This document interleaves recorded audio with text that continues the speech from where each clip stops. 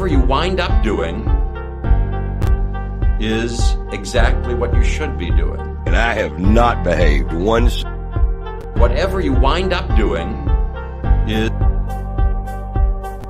exactly what you should be doing. And I have not behaved one single day. Have I behaved, and I am fine. I need your help. I can't tell you what it is. You can never ask me about it later.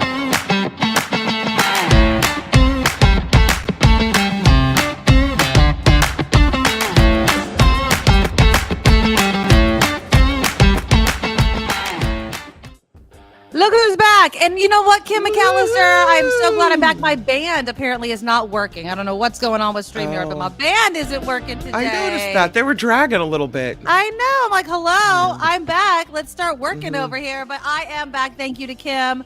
This is the Nikki Maduro Show, live on YouTube or whenever you want to listen to it, talking about news, politics, all the nonsense in between. I missed you guys so much. I was telling Kim, we were trying to catch up before I started the show, and I was like, we have to start the show. We have to stop catching up.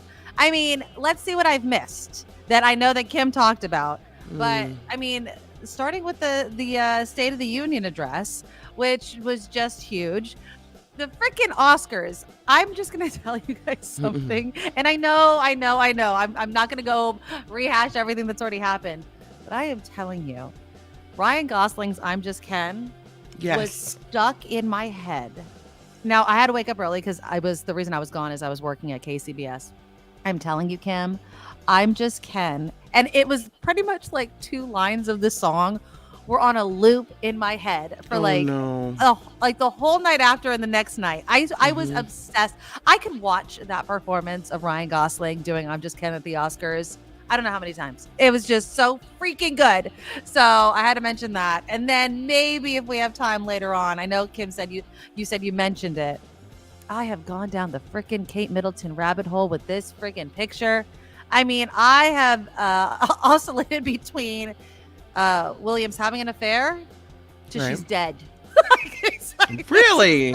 It is the rabbit hole of what is going on with Kate Middleton is so huge that I'm just absolutely loving it. Oh, SJ Lola, happy birthday!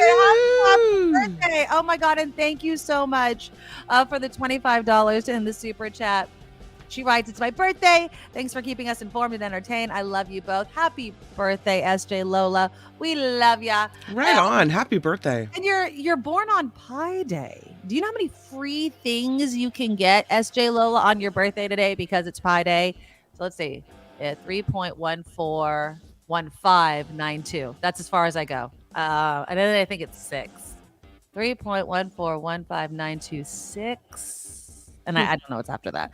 Has anybody ever memorized all of the pi stuff, the whole long pi number? Anyways, I'm surprised you got that far. That's great. Well, that's the only one that I know really well. Because 3.1415 is easy.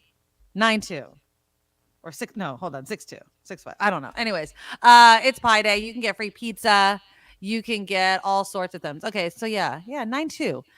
3.141592, I believe it is. Yeah. Chocolate pie. I am not a pie person, although, again, I will give it up to those mini pies that I had at Good Thing Pies. You know, that one that Elon Musk had to redo and make good because his company failed. Those pies were really, really good. They were tiny. I'm not a pie person, but pizza pie, you can get that, SJ Lola, for your birthday. So happy birthday. Okay. Today, in about, I want to say 5 minutes or so, we are going to talk about, okay, it's a rematch, obviously, between former President Trump and President Biden for the White House. Here's my question. Can civil conversations be had now that it's like 2020 all over again? And not just at the kitchen table. And no, that's not a Katie Britt joke. That was another thing that we missed. Talk about oh my God, she's so annoying. But not just at the kitchen table, but at work. And it's not just, obviously, the presidential election is on everybody's mind. You know, the war in Gaza. Immigration versus migrants, homelessness, all of these really controversial, hot topic issues that people really care about. How do managers and leaders and your boss, how can you kind of handle this within the workplace? We've seen it where employees will make the news because they want their business to have a stance on something, whatever the issue may be, whether it's police reform, whether it's the war in Gaza, fill in the blank. So how can you have civil conversations or lead the people that are below you, let's say, through these conversations? Or is that something that just shouldn't even be incorporated within the workplace? Because it could seem like a minefield. So coming up at 9:15 in about 5 minutes, I'll be speaking with Jennifer Schielke. She is the author of Leading for Impact, the CEO's Guide to Influencing with Integrity. And I wanted to speak to her because it can seem like you can't even talk about things anymore, right? There's that saying, and it's been made into a meme, Kim, where, we told people we can't talk about politics and religion and things like that. And so people lost the skill of talking about things like religion and politics. Is it best to not talk about it at all? Or is that in and of itself kind of taking a stance on something? If you have a person or family members over or in Israel or Palestine, it is top of mind for you. It is not like there's any sort of separation. But, if you're not as closely in tune with whatever issue, how can you make those that work for you feel heard? Ricky says, no politics, no religion at work. I feel like that ship is sailed, I feel like maybe it's for in this Bay Area bubble, Kim. I don't know. I just find it to be hard to not talk about anything. So for instance, yesterday I was in San Francisco, and I'm sure you saw the protesters at SFO. And it was an interesting protest. They had let the airport officials know. They said that they were going to be there for 158 minutes because that's how many days the war's been going on. They promised they would be out at a certain time, and they were. Some of the people that were interviewed saying, we don't want to inconvenience people. We just want to be heard. Those sorts of things. People were still able to catch their flights. I don't believe there were any delays. So is that kind of a tolerable protest? Should protest be tolerable? But it's just, it begs this question of how do we interact with each other in what promises to be another contentious presidential election. And with everything from Ukraine to Gaza to the border, how do we have conversations with people we spend most of our days with? Yeah. Vilma says some people can't separate you from your politics once it's known at work, period. But just like I said, you spend arguably, Kim, obviously you're working at home, so you spend time with your family most of the time, and you don't have to kind of interact with all these other people. But if you go into the office, the hours you spend at work versus the hours you spend at home or with your own family and friends, it can be quite a difference. And so are you not supposed to express yourself? And can't people do that? Our job's different, right? At KGO, our job was to talk about the issues on the air, right? Exactly. So that was the work. When you're simply doing news and not really delving into the issues with opinion, you could say, all right, I just need the facts. I don't need anything, I don't need anything else. You could get away without sharing your opinions. Right. But I like what the owner of my husband's former company did, which was encourage discussion. Okay. He set up a Snapchat where people could come and talk politics. Oh, interesting. Had to keep it clean, had to keep it civil. Right. But people were on the Snapchat. They would come in, they would share ideas. And what's interesting is he would say some of his coworkers have some really weird ideas, right? Yeah. And so when you start talking about things, it's just like Facebook. When you post something, it all of a sudden lets people know, oh, okay, that person's a little strange, or that person thinks a little interestingly about things, or, oh, I really like the way they think about things. It opens up another facet of yourself to let people know who you are. Now, you might not want people to know that about you, Ding, or ding, you ding. might, right? Yes. Yeah. I mean, I feel like, what's interesting, Kim, in our business, and when we're in San Francisco, KGO, I felt was a little different in the Hmm. ability to have conversations about politics. Obviously, KCBS, an all news station, but even there, off air, obviously not Hmm. on air, the conversations would be had. And some people would say, I just can't talk about this with so and so, or I can't, discuss whatever with this person because it could possibly.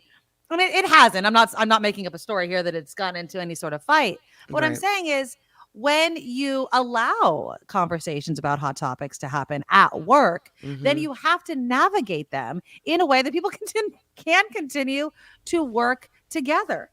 Okay, so that brings me to today's guest. Jennifer Schielke is the author of Leading for Impact, the CEO's Guide to Influencing with Integrity. She is also the CEO and co founder of Summit Group Solutions, LLC. It's described as a relationship focused IT staffing and recruiting partner. Jennifer, thank you so much for joining us on the Nikki Maduro Show. Good morning, Nikki. Thank you so much for having me. No, thank you. So before we brought you on, and I'm sure you heard a little bit of it at the tail end, politics, hot button issues, controversial issues at the workplace can be kind of a minefield for bosses, CEOs, leaders to navigate. My first question to you, which we're kind of debating in the chat room, do conversations about any sort of hot topics belong in the workplace? That's a great question. You are bold to host this conversation. Maybe we should have you in every corporate environment. I think it depends on the culture. Everything seems to be a hot topic. I mean, if we go back 10, Yes. 15 years, this was different, and maybe answers would be no, just keep it at home, keep it outside. But now, with culture just being very inclusive and everyone coming as themselves, it's really hard not to have a hot topic. We can't list them all. Mm. So even if we said, best intentions, keep it away, let's focus on what we do, they're going to arise. Yeah. So you're a CEO, as a leader, do you feel the need to get in front of this with the people that obviously look to you for leadership and guidance to kind of say, yes, we're going to talk about it. No, we're not going to talk about it. And what does that do to the business in and of itself to have to kind of possibly appear to be choosing sides? That's a great question. I think as a leader, you hit the nail on the head. It is important for us to get in front of things. And I try my very best to see what's coming, what's happening in our environment, and just bring it to the table. And we really rely on our culture and our values when things come up. Mhm. And we also know that our team is really different. I mean, if we look at our co-founders, my husband and I, we're very different people, very different approaches to things and how we look at things. So we invite that difference in. And I think we just establish ground rules and we remind ourselves of what the ground rules are. Oh, can you give us a little bit more details about that? I Sure. mean, about how you and your husband are so different. It's starting off with, obviously, he's your husband for a reason, but you Right. guys are different in what kind of ways? Well, they say opposites attract. And I Yeah. think this is very much the truth. I am kind of a person who does not avoid conflict. I'm all in because I just want to get past it.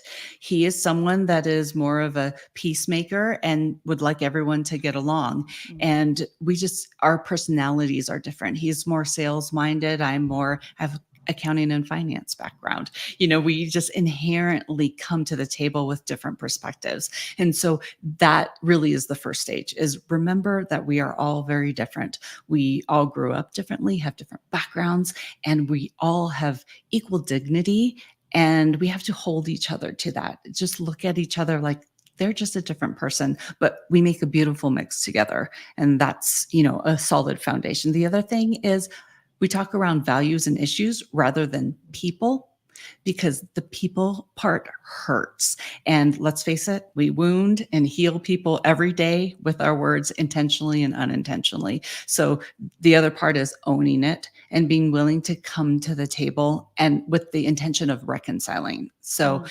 I think that intention of reconciling has gone away a lot in our just culture as a whole, and we need to bring it back, and we need to have a roadmap with how to get there.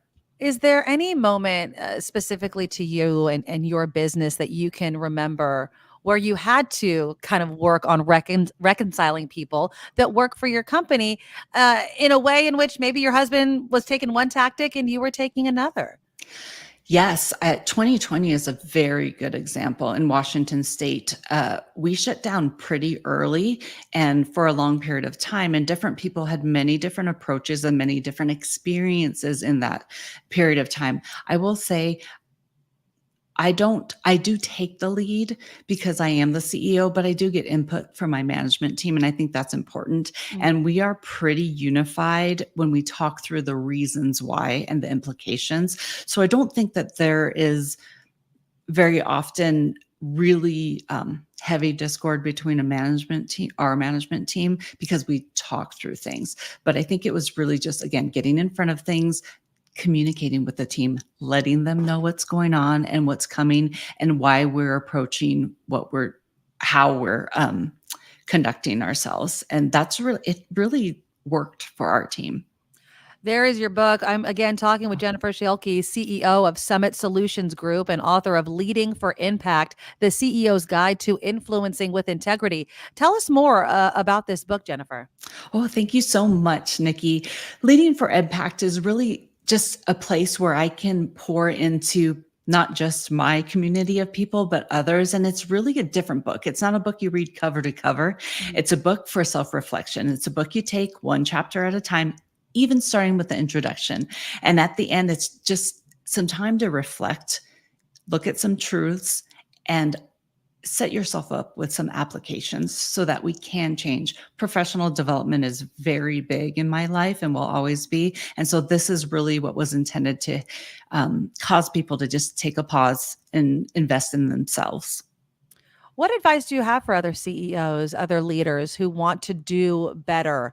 And you were talking about 2020, and one of the examples that keeps coming up in my head is during the Black Lives Matter movement, which obviously is still ongoing, and how many organizations were being asked by their workers, take a stance, do this on social media, make some sort of statement. If I'm a CEO, if I'm a leader of a company, do you advise them to kind of delve into that sort of area, or is it always never going to work out? It might work out for a period of time, but social justice movements, they ebb and they flow. Always very important. For me, I think that allowing people to vocalize what they want to without the company name behind them is important, because we want differences of opinions in our company. We want to invite people who look at things differently, because then it educates everyone. I don't ever want someone to feel isolated, regardless of if I disagree with them, because I still think it's important to come to the table and have them see how we navigate through it. So for myself, I was very intentional about not doing so. And I just knew that there was so much information out there that we didn't know. Unless I have a face-to-face conversation with the people that are directly affected, I cannot opine from an educated manner for myself. What? I mean, that's the thing that people love to do, Jennifer. Are you kidding? I'm people not as love bold to talk about things they know nothing about. I mean, that's the whole point, right? Obviously, I'm being sarcastic here, but I'm also kind of being serious about it. It does seem, whether it was, the pandemic, everyone all of a sudden becomes a quote unquote expert of whatever, topic seems to be the hot topic of that day, that week, that month, that year, and that's dangerous. What do you say to employees, for instance, that come to you and say, look, I feel so strongly about X. I can't see eye to eye with this coworker that believes Y. What do you do? How do you handle that so that you can also go back to the job of doing the actual job? Right. And I think that was the frustration, is when do we get to go back to do what we do? When do we get to go back to our businesses? But this is just a period of time we have to navigate. The people factor Well, they're our most important asset. So this is important right now. So it's really just sitting down. I get in front of this when people come into our company during the interviews. You have to be willing to come to the table. And we each have different things that we're very passionate about. And that's okay. And that's actually very good. But we have to sit with each other. And you don't have to agree with me in order to execute your job well. Right. You don't even have to like me, but we can honor each other and understand where I'm coming from and why. And I understand why this is so important to you.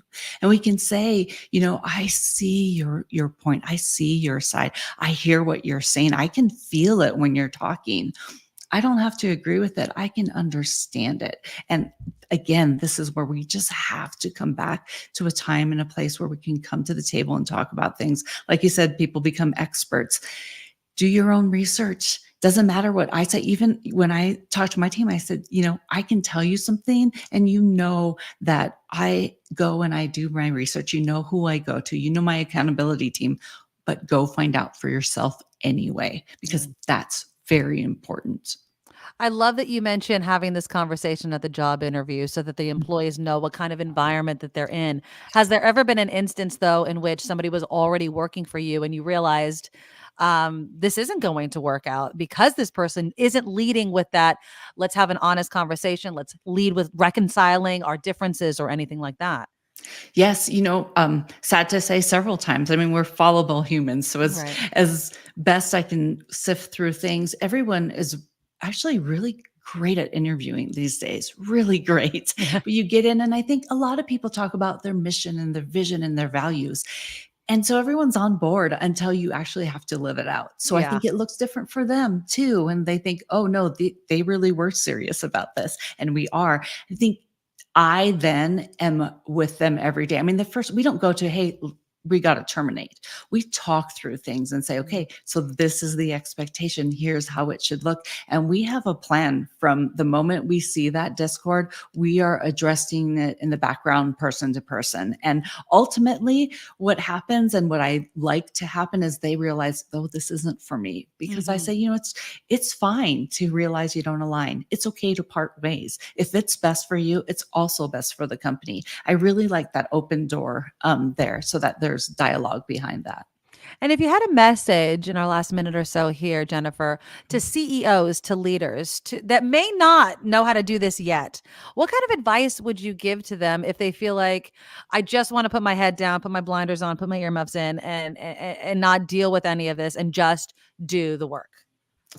I would say to other leaders, recognize that we are in a very different time in our history, in our economic and geopolitical world. And this is the time for leaders to step up. If you don't know how to do it, talk to your accountability team, get connected with other leaders, and be very intentional about learning the best practices and about being invested in your people, because those are the ones, regardless of AI, generative AI, these are the people who are going to take us to another level, who are going to start leading in, the years that we step down. This is critical. Absolutely. Jennifer Schielke, CEO of Summit Solutions Group. Also check out her book, Leading for Impact, the CEO's Guide to Influencing with Integrity. Jennifer, I really appreciate the conversation. Thank you so much. Likewise, Nikki. Thank you. Thank you. All right. And again, it's one of those things, Kim, where if we obviously do this show and I could talk about anything with you guys. Mm-hmm. But if I was working a traditional in an office type of business and I had to deal with different personalities, different political leanings, different emotions, that's a tough thing to navigate. And that's why I wanted Jennifer to come on, because this year is looking to be insane, right? Between the war and the politics and everything else, we have to keep it together because, again, the difference between 2024 and 2020 is the pandemic, right? I mean, there was that just sucked a lot of the air out of our political discourse, even though there was plenty of it. Now it just seems to be solely focused once again on Trump versus Biden. And it's just, it's going to be hard. And I remember 2020, and I don't want to repeat that. I don't want to have the same arguments and shed the same tears and do the same yelling that I did back then. And so that's why I want to bring Jennifer on again. Check out her book. She was great. All of it is in the show notes. And so I really, really enjoyed having her on. Okay, so let me know what you thought about that in the comments. Let's do some headlines. Also coming up on today's show, Boomerang moves. I read this article, Kim, in the Mercury News, and I know I'm totally biased. I'm going to lead with this, totally biased, because I love California. People that bag on California, it's my pet peeve. I hate it. It bothers me to no end that people move to other states and then bash California. It just drives me nuts. Not saying we're perfect, but stop it already. There's something called boomerang movers, right? They left, and then they're like, maybe not, and came back. The Mercury News did this article, and they interviewed one of these boomerangs, and I'm going to read you a part of it. And that just encompassed my entire point. And so I wanted to share that. And let me know in the comments, have any of you, maybe it's you, maybe it's someone you know, maybe it's someone in your family, moved out of California and then in a relatively short amount of time, boomeranged right back because it wasn't what they thought it was going to be. Also, you guys, please click the thumbs up button. Show your support for the show. If you love the show and you want to continue seeing it, do that. And make sure you subscribe and all of your friends subscribe. The super chat is live, and thank you to SJ Lola, who decided to donate to us on her happy birthday. Thank you, Lola, for the $25 donation to our super chat. We depend on these types of donations to continue the show. So super chat's live. Also, our Patreon is up and running. Just go to thenikkimedoroshow.com, thenikkimedoroshow.com, and our Patreon link is right there. And of course, we take PayPal. So just go to paypal.com, hit the send button, and put in the email address, thenikkimedoroshow@gmail.com. All right, let's see if the band is working. Keep your fingers crossed, Kim. I don't know. They might be out for the day. Let's see.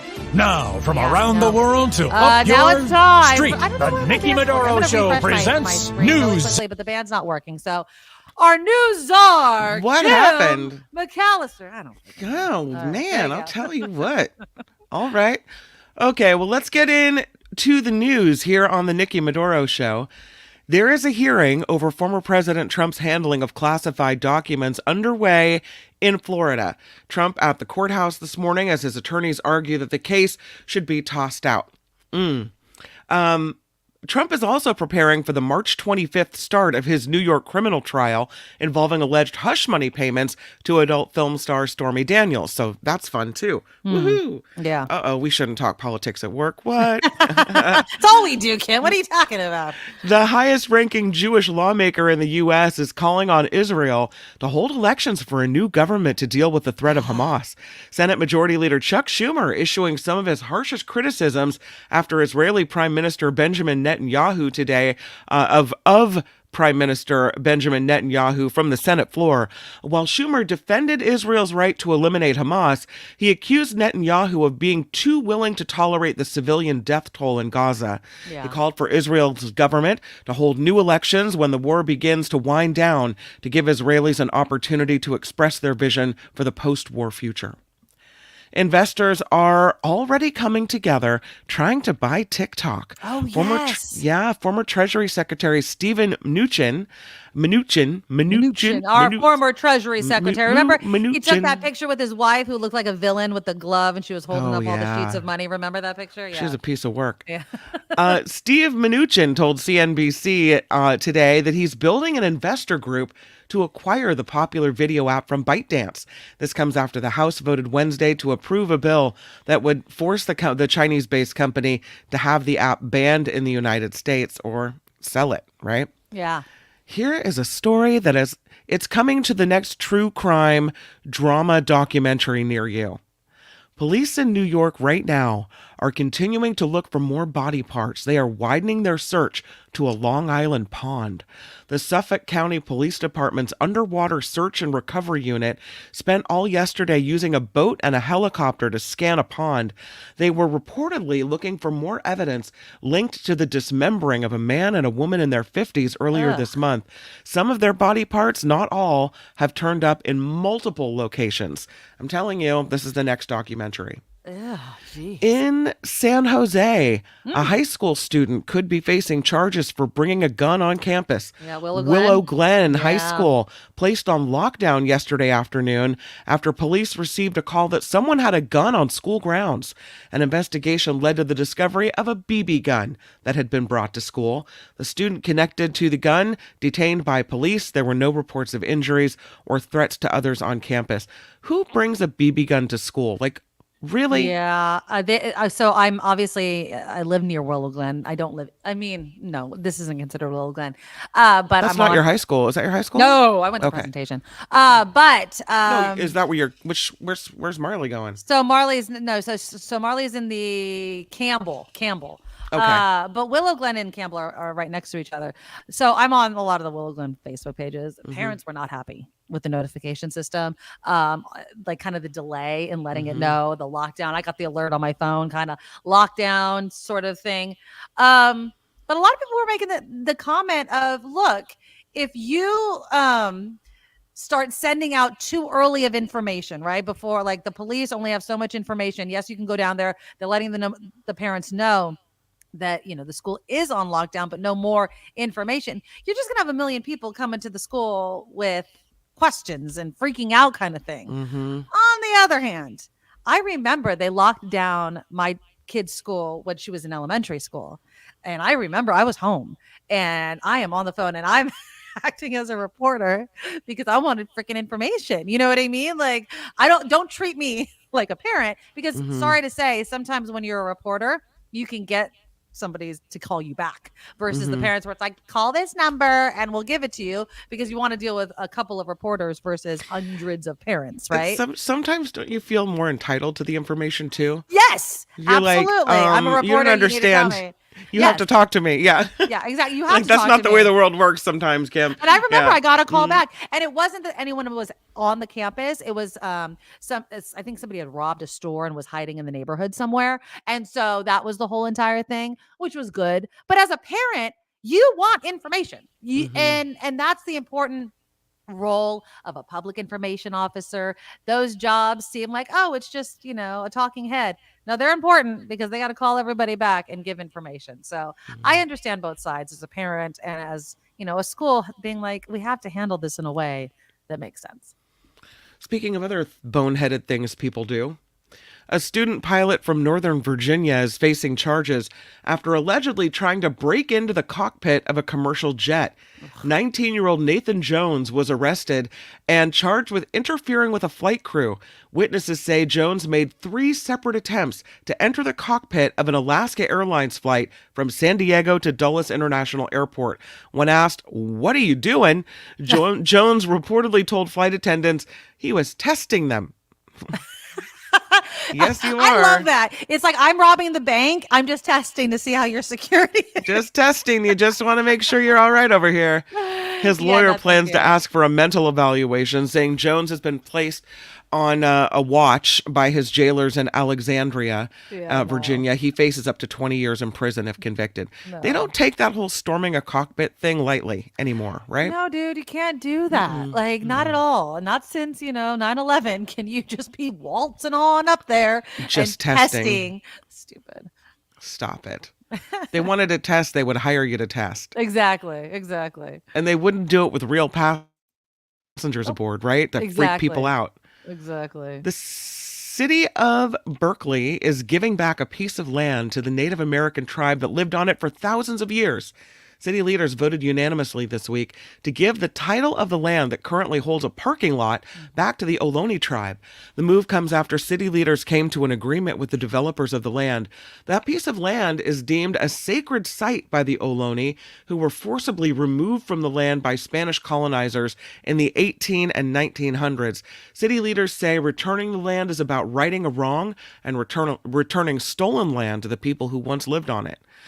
Does that mean that all the land should be returned, Well, I guess, or just that parking lot? I mean, it's a big area. It's what, like 3 stories tall. I mean, it's a large area. I mean, you could just say, should just the whole country be given back? I That's think what that I'm saying. Yeah. But What if my house was on a sacred site? Do I got to give it back? I mean, if you want, I mean, obviously they paid what, $27 million to the developer. So if you got $27 million to handle the developer costs, sure. But it's not just like they did it out of the goodness of their heart. They paid for it. Mm-hmm. Yeah. I mean, it's a wonderful move, right? Absolutely. It's righting a wrong. It was surprising some of the people, apparently. What is it? The Sagate Land Trust was involved in getting, apparently it's a woman-led Bay Area organization that returns indigenous land back to the people. And so they were being interviewed yesterday, and they're like, we got to win. Like, wow. So they were stoked. Absolutely. So obviously, but they're going to make it into like another, ceremonial area, a commemorative park or something like that, I think. This kind of goes along with what you've been talking about this morning. Experts are seeing record bad behavior at the workplace. Yeah, buddy. A new survey from the Society for Human Resource Management found nearly 2/3 of U.S. workers have experienced or witnessed incivility in their workplace within the last month. Wow. What? Well, I mean, what's been going on in the last month, right? The chief HR officer, Jim Link, believes there will be a significant increase in incivility in the workplace this year as we approach a very divisive election. Exactly. He suggests embracing diversity of thought, encouraging empathy and active listening, addressing political conflicts, and mitigating abusive conduct to foster stability and bridge divides in the office. Exactly what Jennifer Schielke was talking about. Exactly. It's just, it's hard. I'm already exhausted. You know what I mean? I'm already exhausted. Certain snack foods could soon vanish from California high schools. Good. Democratic Assemblyman Jesse Gabriel proposing a bill to ban public schools from selling or serving foods that have certain additives like synthetic food dyes. You're going away, hot Cheetos. That's flaming it. hot Cheetos. It's like blue dye 1 and 2. It's all those dyes, that have to do with hyperactivity and stuff like that. If passed, Flamin' Hot Cheetos, Takis, Doritos, Sour Patch Kids, and Mountain Dew would be among the snacks and drinks no longer allowed on campuses. Gabriel says the chemicals in those foods have been linked to health issues for children, including cancer, DNA damage, and neurobehavioral issues as well. Not to mention it tastes like crap. I'm sorry. Flaming hot Cheetos, gross. My daughter loves it. She doesn't eat a lot of it because I've Julia likes Takis. It's same thing. Yeah. It's all that spicy corn Cheetos type of thing. But yeah, I'm glad, but it's not like they're not going to get it elsewhere. If the parents still buy it and it's available at home, then I don't know how much of a difference it's going to make. No, says Phineas, do not do the do. Well, I mean, again, I don't think that they should be, I don't think that, and it's school. They don't have to offer Mountain Dew at school, right? It's one of those things. If you want to allow your kid to eat Flaming Hot Cheetos and Mountain Dew, then buy it yourself and have it at home. But the school doesn't need to have it in their vending machines or in their snack shack or whatever. That's not their constitution, right to eating crap food at school. So no, I think it's fine. Good. Take it away. By the way, today is National Potato Chip Day. So. It's Pie Day. It's not Potato Chip Day. It's Pie Day. Oh, well, it's SJ Lola's birthday as well. So, yes.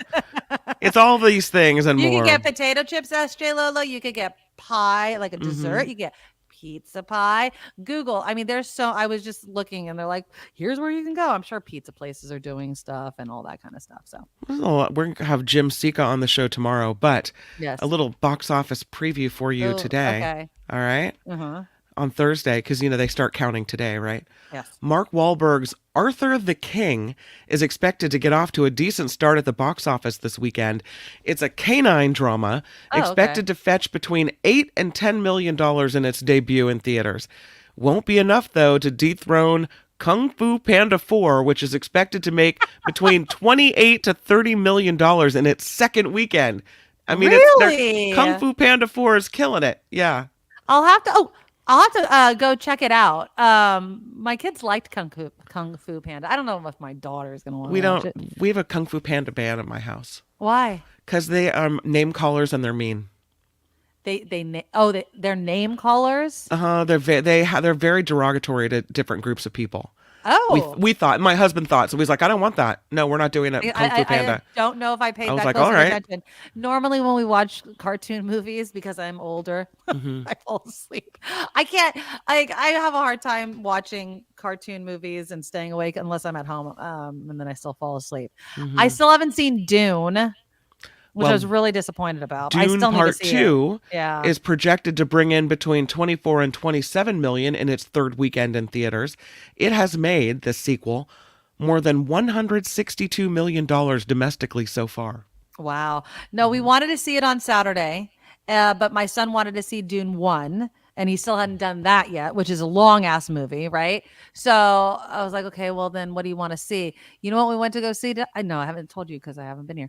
Imaginary, which is about imaginary friends. It's like a scary, and I'm putting this totally in quotes, scary movie. My son doesn't particularly like scary movies, so I was surprised that he wanted to see it. This is the least scary movie ever. It's PG-13, so it's appropriate, What's it called? Imaginary. Oh, okay. It's about like spirits latching onto kids regarding their imaginary friends. It was okay. It's not bloody. It's not gory. It's like suspenseful kind of thing. It was okay. It was really, really cheesy. I was stoked that we went to our cheapy movie theater down the street where tickets are only like, $7 for kids and $10 for adults sort of thing. Because the movie was not that good, but it was fun. And we took Dylan and he liked it. So there is a $150,000 reward being offered to find the person who robbed a United States Postal Service employee in Oakland. Oh. You don't rob the mailman, okay? But Not apparently cool. it's up. Like a lot of people are doing it because they want them checks. No.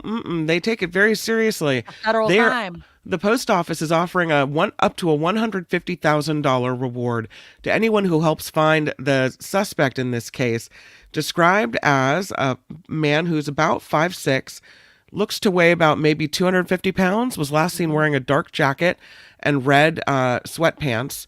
And they're looking for this guy because, the postal service carriers are completely at risk. If we start allowing this, then we're not going to have mail because these people are walking targets. Absolutely. Here's a picture of the suspect. So if you happen to know this person or see them.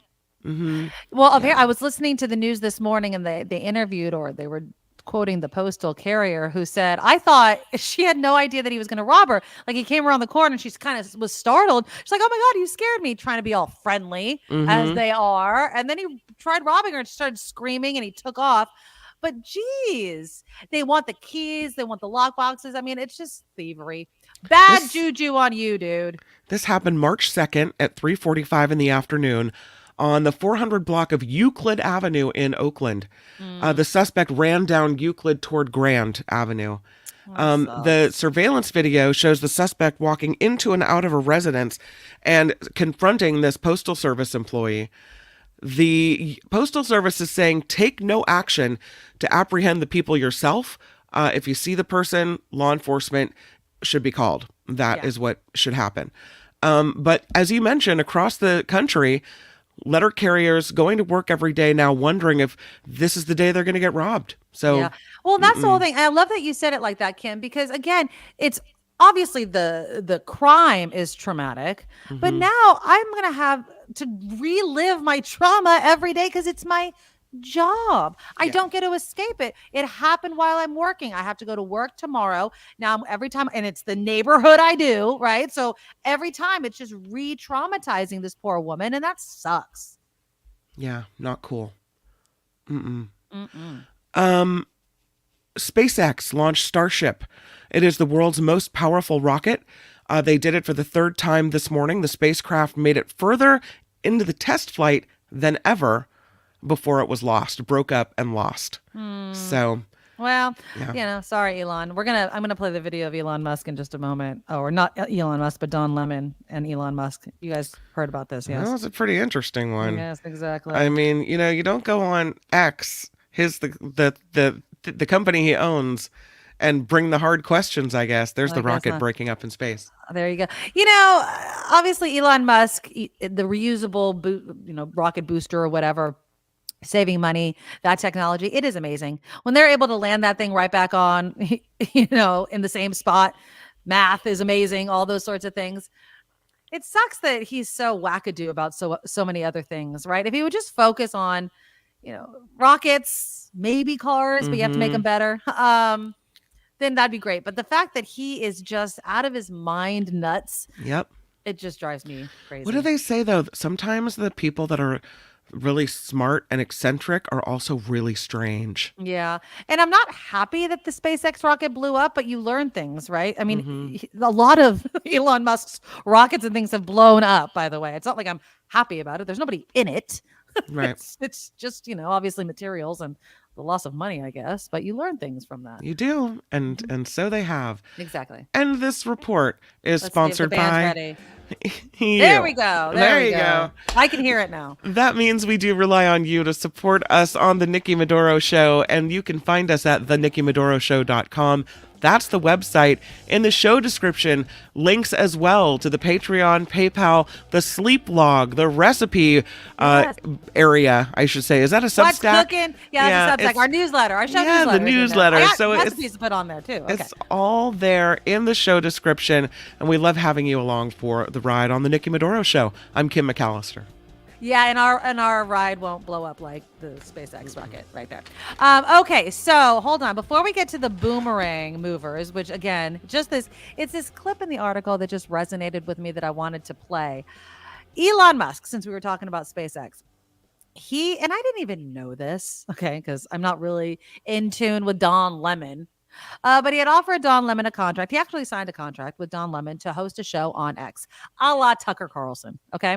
He wanted to have diverse voices, free speech. Elon Musk is full of crap when he talks about the fact that he likes free speech. He likes speech he agrees with. He is the epitome of that. Okay. As long as he agrees with it, he believes in free speech. If he does not, or he doesn't like you or whatever you stand for, he doesn't like it. So Elon Musk had offered Don Lemon his show. And apparently right after the interview that Don Lemon had done, which was going to be the premiere show on X for Don Lemon, Elon Musk canceled the agreement. So here's a little bit of Don Lemon making the announcement about it. Here we go. I know, though, that many of you were not happy that I was doing this in the first place, and you told me so. I just want you to know that I did this deal because not only do I believe in free speech, but I believed that this was the best possible chance for the work that I'm doing to reach the largest amount of people. So speaking of free speech, right, I thought the first person interview, no brainer, Elon Musk, the man who calls himself a free speech absolutist. I asked him to do it. He willingly agreed to the interview. Throughout our conversation, I kept reiterating to him that although it was tense at times, I thought it was good for people to see and hear our exchange and that they would learn from our conversation, learn more about him, learn more about me. But apparently, free speech absolutism doesn't apply when it comes to questions about him from people like me. What did we talk about? Why is he so upset? Does he even have a reason to be upset? Make sure you watch it on Monday on YouTube and everywhere you listen. Oh, there you go. There's the ad for it. Now, Elon Musk said something to the effect on X of he just wanted to make it like CNN, but on X. And he didn't like that. They talked about, his drug use and things like that. Here's the thing. Elon Musk can cancel contracts. Apparently, though, he did sign one. So I don't know if he's still going to have to pay for it. But this is what Elon Musk said. He said his approach was basically just CNN, but on social media, which doesn't work, as evidenced by the fact that CNN is dying, blah, blah, blah. And instead of it being the real Don Lemon, this is the part I wanted to talk about. It was just Jeff Zucker talking through Don, so lacked authenticity. He goes on to write on X, all this said, the Lemon Zucker are, of course, welcome to build their viewership on this platform along with everybody else. He also was saying, that Don was not that confident in the interview, that his questions weren't really well stated. And then I watched Don Lemon with Aaron Burnett, and it did kind of feel like he didn't know how to kind of explain the situation with Elon Musk. I think that Don Lemon should keep the show on X if that's where he wants to, if he's going to get some viewership for it.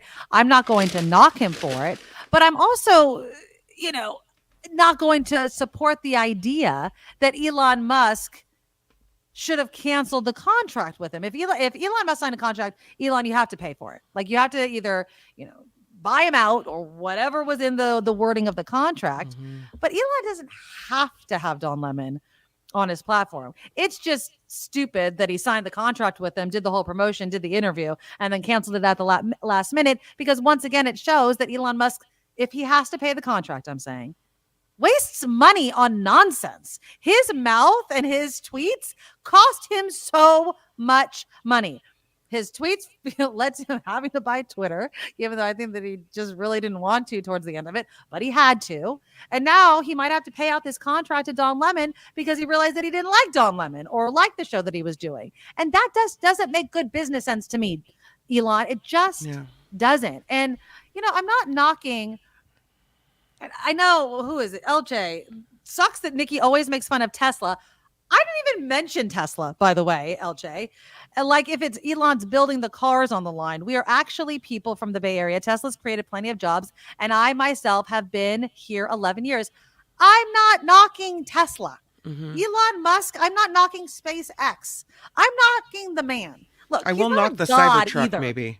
What? Oh, the Cybertruck's ridiculous. It's not cute. It's not cute, and it's not really a truck, but whatever. I'm allowed to have my opinion about Teslas, LJ, and you can, love everything that Elon Musk does. Yeah. I just think that Elon gets himself into undue trouble because there's something off about him. And you can fill in the blank with whatever you want, whether you think he's autistic, whether you think that he's right-winged, if you think he's badass crazy, whatever you want. But I'm just saying, Elon Musk is his own worst enemy so many freaking times that he should just stop. He should just stop. I think he got upset when he was asked about using ketamine. Yeah. He didn't want to talk about it, right? He felt offended that someone would come on and ask that question on his own platform. Right. And he was uncomfortable, and the nerve of someone to ask the question, hey, it's a reporter. Well, in this case, Don Lemon's more than it's more like a columnist or an opinion. He's a commentator. Right? Yeah, exactly. He's a commentator. But he didn't like that. And so he decided that he's going to make a point and get rid of him. Right. And it's his right. But again, if you signed a contract that you now have to pay out and you didn't really get any return on investment, it just doesn't seem smart. That's all I'm saying. Don't say you're for free speech, though, if you don't really want to embrace free speech. And he doesn't have to like the interview either. He could have just said, I kind of thought it wasn't that great. Let's see if he can do better, right? Let's see if he can be a better sort of host on X. But again, saying, oh, it's just CNN on social media. What did you think you were going to get from Don Lemon? That's my question. Okay, I want to squeeze this in before we get to Jefferson Graham, who is going to teach us a trick with our phone that I'm really excited about because I suck at using it. So there's something called boomerangs. Like not boomers, but boomerangs. Okay. These are people that leave the Bay Area and then end up coming back. There was this article in the Mercury News that I was reading, and it echoed, I think, what a lot of people may be feeling. Now, I am positive 100% that there are people who have left California, are conservative, aren't just like Democrats or liberals who can't afford it anymore, right? I believe there are conservative Republican people that have lived in California that have moved to Arizona, Idaho, Texas, what have you, because they're done with Democratic politics and are happy with wherever they are. Then there's the boomerangs. So in the article in the Mercury News, they were talking to this one gentleman who had left California. His name is Ricardo Diaz. Left California. He couldn't afford a home here. He was conservative. And he's like, you know what? I think I'm going to move to Texas. I'm just going to read you this part. And this, Ricardo Diaz left his home at 6:30 a.m. to drive 50 minutes to work at BMW. He pulled a 9-hour shift before returning home at 6:30. The work paid $30 an hour, which is more than the $23 he had been making in the Bay Area. Great, right? Okay. But the hours were longer than in California, where in California, workers get overtime pay for shifts over 8 hours. Don't get that in Texas. Really? He says when his wife gave birth to their first son in San Leandro, he got 6 weeks of paid leave as required by California law. But when she gave birth to their second son in Texas, his company gave him just 2 weeks off. Texas does not have parental leave. California also required Diaz's dealership provide 3 days of paid sick leave. In Texas, no such requirement exists. This is his quote. I have been more conservative in my lifetime, but as I've seen more of this, it's made me rethink a lot of those positions. Texas puts on that it's this great family state, but when push comes to shove, what is it actually doing for families? And that's the point. It's like you can look around and be like, oh my God, California just gives this out and that out, and I have high taxes. And you're right. You are so right. We have so many social safety net programs in the state of California. We actually are a family state because we have maternity leave, paternity leave, family leave, paid sick leave, right? Oh, California's not so bad after all. We want to give them, school lunches. I mean, we do what Texas claims to support but doesn't fund. They give this idea, in my opinion, of like, this is how the family should look. Yeah. We want moms to be able and dads to be able to stay home with their kids. We want you to raise a nice, wholesome family. But God forbid you should set it up so that it's actually a reality. It's like they live in this dream that they don't want to fund. It costs money to do these things. It takes, tax reform and legislation to actually have some of the programs to have the family that you claim to want to see in your state. And so I just loved it. I don't know how many boomerangs people know out there, but I think people true to me. Take for granted what they have here in California. Exactly. You live here, and so you think every place is the same, with the same type of benefits, with the same type of situation. And then you move and you're like, oh, I miss this thing. Oh, you don't do it this way? Oh, you don't have this? Right? And so all of a sudden you're thinking, California's not so bad after all. Exactly. Somebody's asking when this article was. It was published on March 10th. I could put the link. I don't know if links ever really, I'll put the link in the comment. There it is. Maybe you can copy and paste it afterwards. But it's a good article, and it's more than just Ricardo Diaz talking. There's other boomerangs that are mentioned. But you make a great point, Kim. We're spoiled. We're spoiled by the weather. And whether you like it or not, we're spoiled by the safety nets and the social programs. We're not doing everything right. Yeah. We need to get it together with homelessness. We need to get it together, and living within our means as well. I love programs, but maybe certain things can't all happen at the same time. I understand that, but I sure as hell would rather live here in this state with these programs than to live in Texas where they talk a good game, but they're full of it, right? Ooh, naked desire. I have a naked desire to be in Hawaii. Good morning, Nikki and Kim, listening from the beautiful Crown Princess from the Big Island of Hawaii. Aloha to you. Aloha. Have fun. Oh, I am so, so jealous. Oh, and thank you so much for the $5 donation from Elwin. Let's bring on Jefferson Graham, as we do every Thursday from Photo Walk TV, which you can find right here on YouTube. Jefferson, we're starting off with a question from Elwin. Can you ask Jefferson Graham what he thinks of Ray-Ban Meta video glasses? Yeah, I'd be happy to. They're actually sitting in my car right now, so I can't show them off.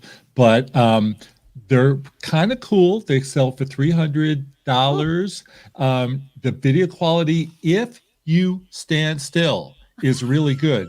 But when you start moving, it is so jerky. So I just shot this video in Oceanside, which is a San Diego suburb, and it's going to come out next week. And I did the old thing where I walk into a hotel and have the glasses on so I could shoot everything without them getting all mad at me. Well, the problem is it's just going like this. And if I just stood in one spot, though, it'd be a pretty good shot. So the technology needs to be a little bit better. Yeah, the image stabilization is terrible. The video quality is really good, really surprisingly good. So I think it's fun. Okay, great. Okay, so thank you, Owen. Just don't shake your head. Just don't shake your head. Yeah. Because then I can only imagine, when you watch some of those movies and the camera, they're trying to make it act like you're walking with them, and you're like, you're just making me nauseous. Just stay still and.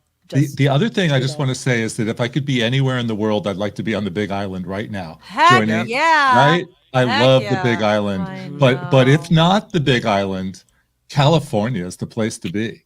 Thank you. Thank you, It is Jefferson. the great. I don't care. So we pay higher taxes, but look at where we're living. Thank you. Look at what we've There's a got. tax to living here. I'm saying I was riding my bike over the weekend outside. It was March, early March. Some people are freezing their booties off in other parts of this country. I was loving the blue skies and sunshine. So I'm sorry. It was Texas can keep it. Texas is also really humid, really hot. Yep. I mean, the only city that we really could consider would be Austin, and that's really, really hot as well. Exactly. So I'll take our drive. Almost as expensive as there as here in that particular city. Yeah, because a lot of liberals move into Austin. It's the blue dot in the red state, right? So that's at least what they say. So yeah, I love living here. We pay the sunshine tax. Let's all move to Amarillo. What do you think? No, thank you. PG&E tax, yes, that as well. I'm reaching out to Loretta Lynch also to get her in. Just a little programming note there. Okay, Jefferson Graham, there is a mode on my iPhone that you are going to help me with. Yes, there is. Yes. I don't think I have ever, in the history of ever owning a cell phone, taken a really good photo at night. I just it's either grainy, too dark, I'm too bright because I have a light on me, but everything else can't be shown. Don't even get me started. I keep trying. You taught us how to take a picture of the moon. I did okay when I was in Hawaii, but I need to keep practicing on that. But there is the night mode on the iPhone.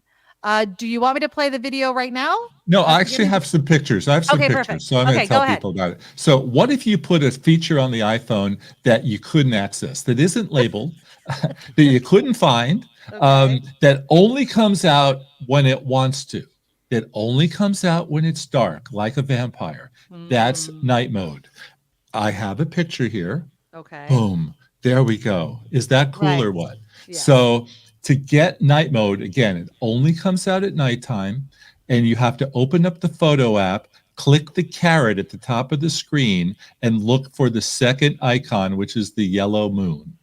You see it there? I see it. Yes. And it says night. Yeah, I see night on the right-hand side of it too. So that kind of confirms that I have the right thing too. Right. But it only comes out at nighttime. And so if we opened up our phones right now, we would not be able to see it. I see it. Oh, you see night mode on your phone? Yep. Yeah. You must be you guys must be in the dark then. I'm pointing it to under my desk though, so maybe that's what's because I'm well lit here, so I can't see it. Let me show a few pictures here. Okay. That's night mode. It's actually taken at 6 o'clock in the morning. And I think it's pretty cool.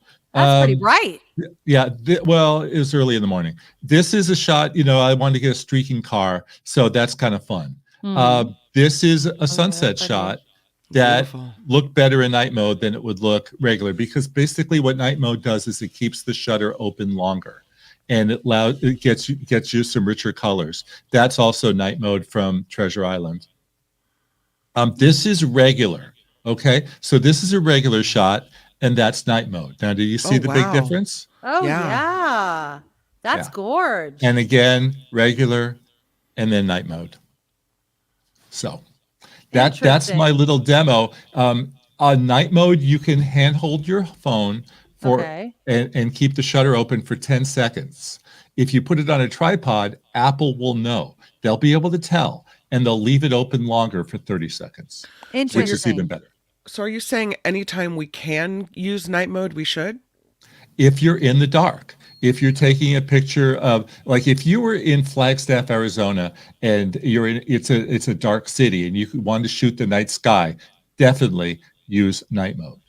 Does the flash come on when you use night mode? You better turn that flash off because it will ruin your shot. Okay, that's what I was wondering. Because that's usually what happens to me is I'm taking a picture and then the flash goes on and then it blinds me. I look surprised, so the picture sucks, and then it's too bright. So okay, yeah, it's good. It's good for sunsets. It's good for dark skies, things like that. The other thing is that there's an automatic mode, and you want to use the slider and take it off automatic mode and go on what's called max, and that'll keep the shutter open longer.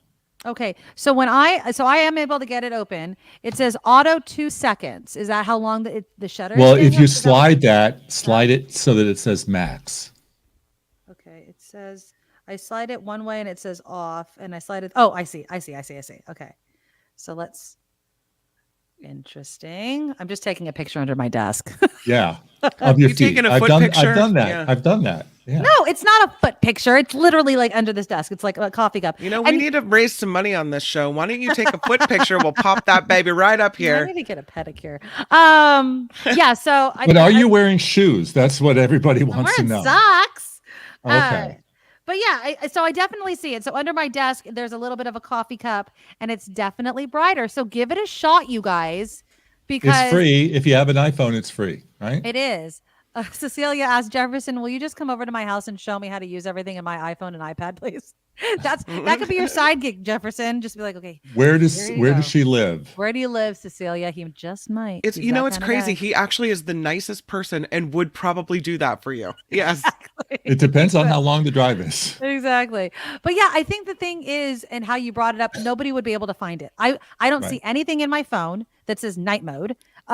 Even on when you open it up on your phone, it doesn't say, unless you look really to the, okay, so here's the picture that I just took. So it's dark. It's like, if I looked right now, it's black. And it took that picture with no flash on. So my little coffee cup right there in the wall. There's no feet there. That's a disappointment. It's that's a coming. That's Nikki at night. I don't know what to tell you. That sounds like a good channel. Let's call it Nikki at Night. There you Put it go. on TV. Pleasanton. She lives in Pleasanton. She lives in Pleasanton. Yeah. A little bit far away from next you. time I'll come to the Bay Area, maybe. Yeah, about that? exactly. All right. I think that's a great trick for your phone, though. Now I'm definitely going to use it tonight. Yeah. My daughter Jefferson has been liking going out because it's staying lighter later because we switched the clocks, and so she likes to go skateboarding in the evening. And so maybe I'll go with her. I'm sure she's going to want to go again tonight, and I'll follow her and take some fun pictures, and maybe I'll show them for you. You should. Thursday. They'd probably be streaking. It'd probably. Ooh, that would be kind of cool though too. Yeah, it would. All right. It'd be fun. All right. So, go ahead. I have a question about taking pictures. My son got a telescope for Christmas, and I'm wondering if it works. What's the best way to take pictures of the night sky? You put the camera in front of the telescope lens? You can get an attachment. I don't know what kind of telescope you have, but you need to look up or ask the company if there's a way that you could connect your iPhone to it. There's usually an attachment that you can buy, and that would be really cool. Yeah, that does sound cool, know. Kim. Okay. You should do that. Now, if I'm taking night pictures, how important is it for me to keep the camera still? As 100%. Yeah. It's very. Is it more important. sensitive? Is it more sensitive Yes. at night? Yeah. Yes. Okay. Yes. Yeah. Because let's say that right now I've got it open and you see what I'm doing. Right. I'm moving and it's going to make the picture jerky. You want to hold it as still as possible. Okay. And if I took a picture of my daughter skateboarding, I'm just giving, this is how I know how I'm going to be. And I'm taking a picture, but then she goes past me and I kind of move my camera real quickly. Will that help with the streaking, or is that going to ruin the streaking? Do both. Try. I mean, I knew you were going to say that. Try all different types of shots. Yes. That's right. Because it's always hit and miss. You don't know until you try. Okay, good. All right. So what's coming up on Photo Walks TV this week? Oceanside, San Diego, North County, former military rough town, has been gentrified, is really cool, got a lot of investment, and is one little beautiful city. This is one of my best episodes ever. So I hope that people will tune in. I think I finally got it. I finally got it in this episode. So. Vilma, the answer is yes. Jefferson Graham, do you have videos on your website that explain, or a class on the basics of picture taking on an iPhone? Yes, that is what Photo Walks TV is. Yeah. I have a complete iPhone photography 101 playlist. And if you go to the latest video, which is night mode, you'll see all of them there. Perfect. All right. And also sign up for Jefferson's Substack. He has the newsletter out as well. So that gets sent to your email. Jefferson Graham, we always love having you on the show. Thank you. I'm going to be practicing night mode tonight. Lots of fun. I look forward to seeing your pictures next week. Perfect. Thanks, Jefferson. Bye. All right, guys. So give it a shot. Okay, wait a minute.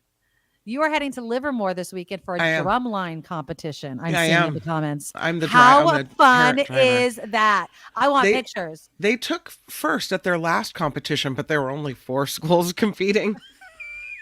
It's okay. It is okay. It's all right. This one might be a little bigger. You know why I signed up? Because they have different options of the competitions you can drive to. Right. And I'm like, I think I'm gonna sign up to drive to the Livermore competition because they just put in an Ululani shave ice there. She had And ulterior I'm motives. like, She's like, I'm drumline, drop shave them ice. off, pick up a little shave ice, go on back. I can get behind this. I see where this is going. I love you. That's Yep. awesome. Well, good. So that's going to Yeah. be fun. So I want you need to take pictures with your iPhone using all of Jefferson Graham's tips and tricks. Okay. Well, speaking of food, by the way, this is the best transition. So I have ideas and people have ideas Yeah. for what's going to save Union Square, right? And Yeah. I am hands down saying right now, March 14th, 2024, it's going to be food, not shops that are going to save the mall. Did I'm you see really this? worried about Macy's. Once Macy's leaves, See, that's what I'm saying. Listen. There's an article in the Chronicle talking about just this exact thing. Okay.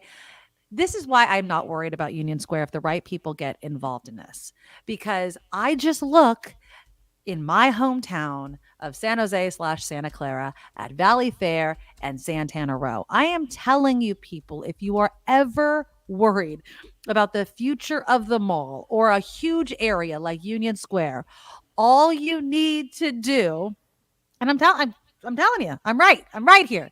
Food is better than stores.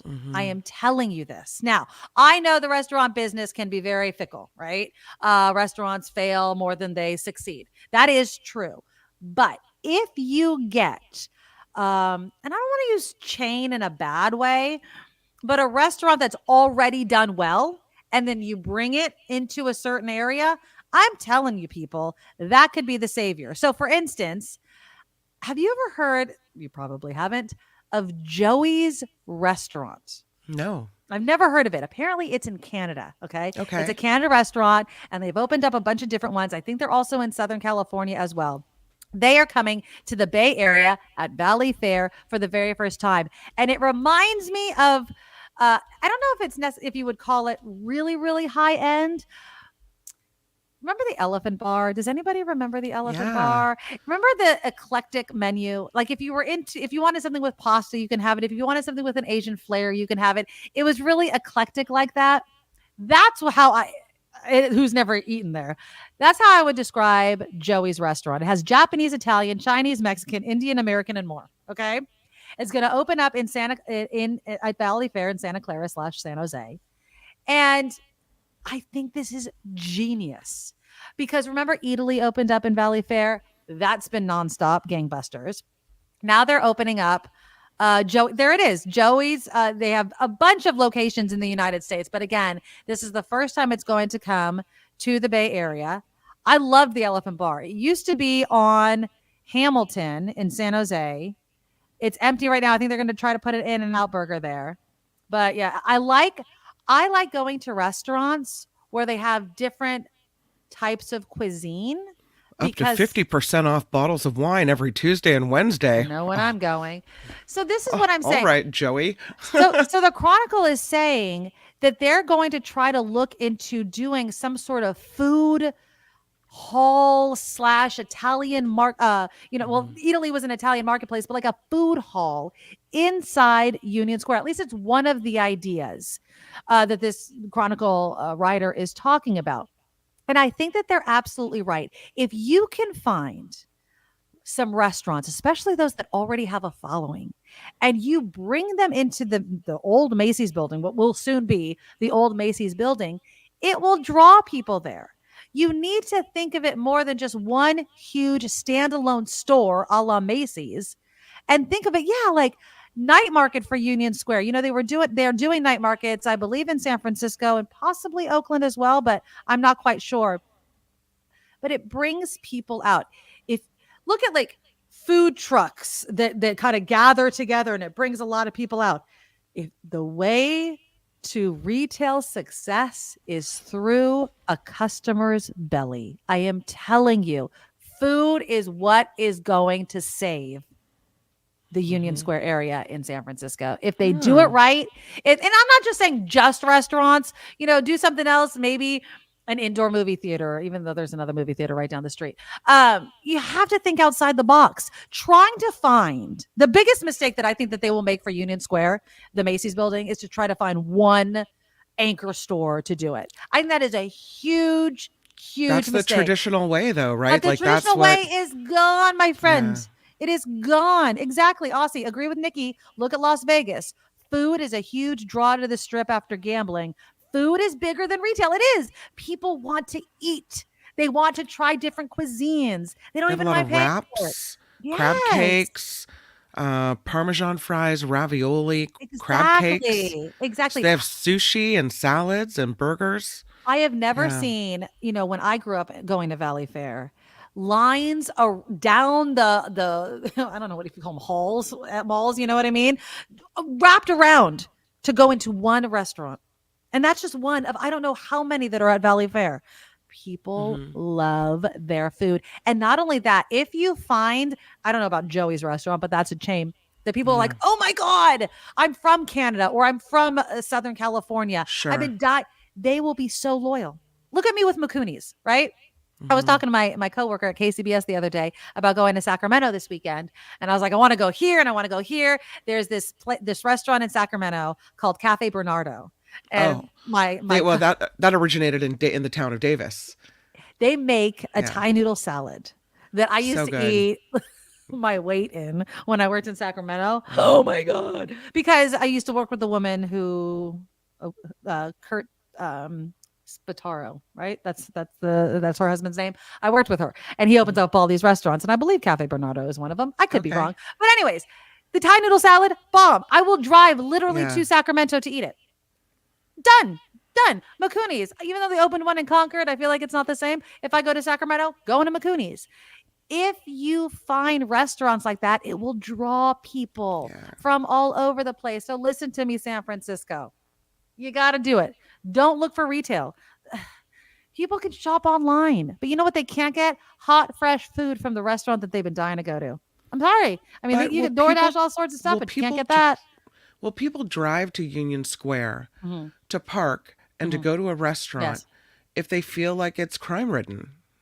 Well, okay. So obviously they have to get that in order, right? Hands down.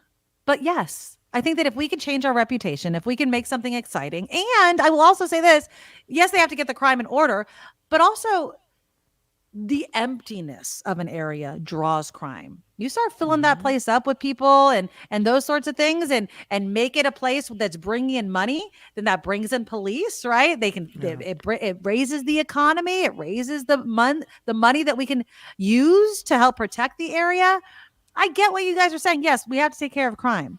But it's better to try this than to have an empty Macy's building, right? Lady Beatrice says, yeah, but after all that stuff in your face, you want to walk it off at Macy's. Someone start the petition. I'll sign. You could walk it off. No, stay with me. Elsewhere in San Francisco. Like you could walk San Francisco, right? You can go to Union Square is more than Macy's, right? During the holidays, they have the skating rink. You could go ice skating. You could possibly also include, in addition to all the restaurants, bowling, pickleball. There's a bunch of things you could do. It's a gigantic building, people. We could do this. John says San Francisco reap what it sows. Food is not the problem. No, but they need to find out something to do with that building. And what I'm saying is don't do a one anchor store idea that is antiquated. It's not going to work. It's just not. Downtown McCooney's rocks. Yeah. There's a lot of McCooney's up in that area. Sacramento, Roseville, I think has one. Oh, dude, I love McCooney's. My coworker that I used to work with up in Sacramento that now works at KCBS, he doesn't think McCooney's is all that in a bag of rocks, but I do. No. I think it's delicious. He's like, it's not even that good. I'm like, bite your tongue. But, that's his opinion. It's okay.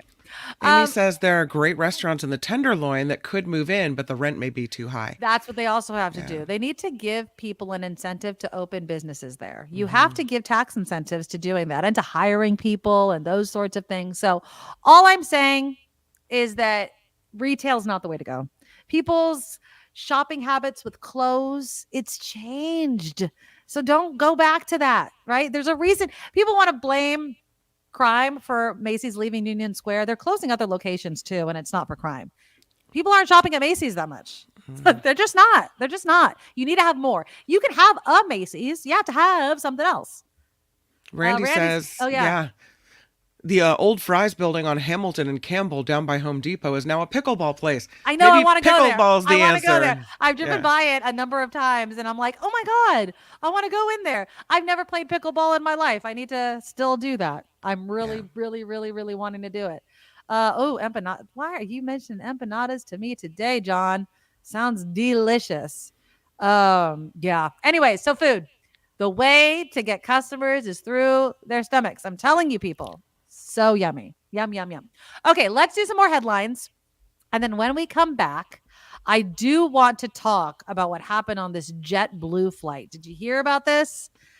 A guy is kicked off the flight, I believe with his wife and another woman, because he said he could not sit. He wasn't sitting next to the wife and the other woman. He couldn't sit next to another woman because of his religion.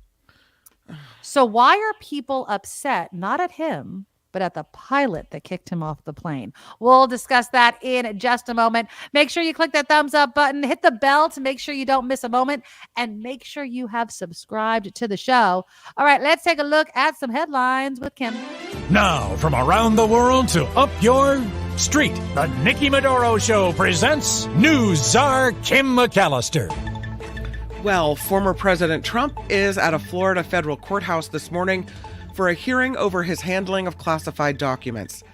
His attorneys are arguing the case should be tossed out. Trump also preparing for the March 25th start of his New York criminal trial.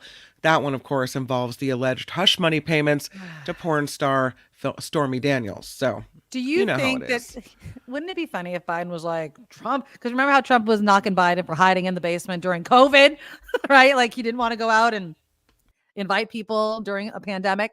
Wouldn't it be funny if like Biden kind of flipped the joke around on him? He's like, oh, Trump's just hanging out in courtrooms all day. Hiding in court. In court. Yeah, it's gonna be tough for him to campaign the same way.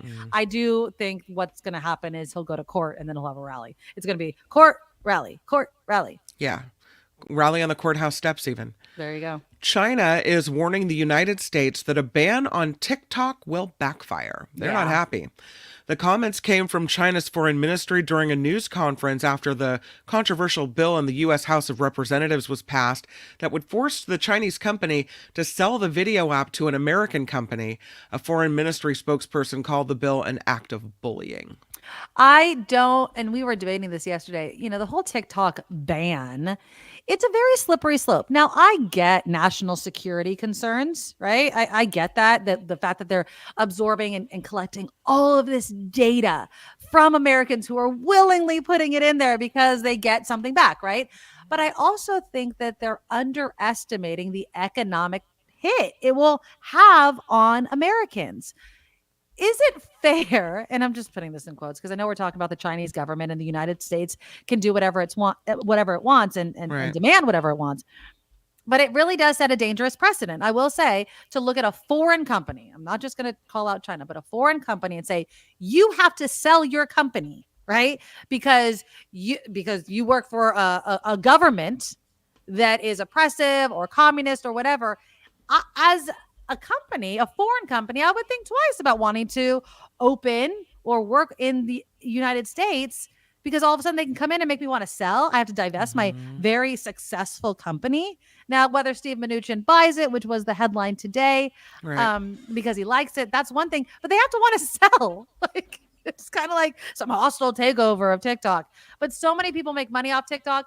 Then there's the snarky part of me that says there was a life before TikTok. There'll be a life after TikTok. Like, let's not, act like the sky is falling here. It will benefit, though, Elon Musk and X, Mark Zuckerberg and Facebook, because all of those people are then, if it's really, truly gone, if that actually happens, which I still think is a long shot, they're just going to move to those other platforms. Do you trust Elon Musk and Mark Zuckerberg? I still think that they don't have a good hold on protecting us, protecting our data, right? Than anybody else, but they're American. So Elon Musk isn't American though, right? He's South African. But Mark Zuckerberg's American. I still don't trust him as far as I could throw him. So I don't know. New Jersey Senator Bob Menendez is reportedly considering running for re-election in November as an independent. NBC News reports he's preparing to collect petitions to seek re-election as an independent. The Democrat facing federal charges for allegedly accepting bribes from a foreign government. He's rejected calls to resign, but he has yet to confirm whether or not he will be running for re-election as his term is up in January. It takes some big cojones, man, I'll tell you. Yeah. A nonprofit founded by former intelligence officers is launching an operation to get U.S. citizens out of Haiti. Project Dynamo CEO Brian Stern says the group is positioning aircraft and supplies in the Dominican Republic. Stern says U.S. military presence in Haiti is primarily focused on protecting the U.S. embassy there. The first aircraft to take a flight over Ground Zero following the September 11th attacks is now being placed in the National Museum of the U.S. Air Force. It was a Cessna 172 flown by the Volunteer Civil Air Patrol, and it was used to get photos of the devastation at the World Trade Center on September 12th of 2001. In addition to the plane, those photos and the film and camera used to take them are also going into that museum in Dayton, Ohio. Interesting, yeah. I don't know if you've ever been here or to this location, but the city of Long Beach is planning to develop the 43 acres of land surrounding the Queen Mary. Have you ever been to the Queen Mary? No, but my mother-in-law went on the Queen Mary with her sister. Yeah. Yeah. The plans call for transforming the land around that historic cruise ship into a mixed-use entertainment venue. Long Beach wants to build a temporary amphitheater on the waterfront to host live music and other events. If it's successful, a permanent amphitheater may be built. The city is also planning on demolishing and paving over the nearby English Village, which was once home to shops and tourist attractions, but now is just sitting vacant. Interesting. Food. They need food, right, Nikki? Yes, They they, need. do. Exactly. Figure AI is showcasing a natural speaking robot. The Sunnyvale-based startup's robot integrates with an open AI vision language model to speak conversationally. You could just have your old conversation with the robot. 2 weeks ago, OpenAI and Figure forged a partnership during a $675 million funding round. So, I mean, the more human-like, the more conversational it gets, maybe the more people will be open to having these things around. Yeah. I don't know. I just kind of feel like we're getting to this point with AI, and everything's being called AI. I think having a conversation with something, if it was in, I know we were just talking about if it was like a doll that had AI in it, that's going down one road. Okay. If it's using a computer to write your college essay, that's another form of AI. So I think we need to specify. I was talking to somebody about these super coders who are coming up with AI or using AI to write code. And it's another example of you are training and creating your replacement. Like, stop doing that. But you can't stop progress, I guess. I recently saw a job listing for someone who will work as kind of like a reporter to interview AI and let AI interview you. So basically, you're training the AI about all the things you know about, right? You're just programming it. You're just, we were just talking about, things sucking up our data. That's what AI is totally doing. You know what I mean? Yeah. No, thank you. Hold on, Kim. Hold on. Somebody really, really, really, really, really loved our comment. Aussie, oh my God. What? Did you just give us $200? No. No. What is this? Is that Bitcoin? Is that what you're talking about? I was like, you did not just give us THB 200. What is THB 200? I don't know. You have to fill us in, Aussie. Aussie, if you just gave us $200, that's crazy. But thank you if you did. Maybe that's the name of the robot. Is it? I don't know. But anyways, okay, go ahead. Tybot. Yeah. Tybot is too. I don't know what Tybot is. Is that their dollar or what is to US dollars? Okay.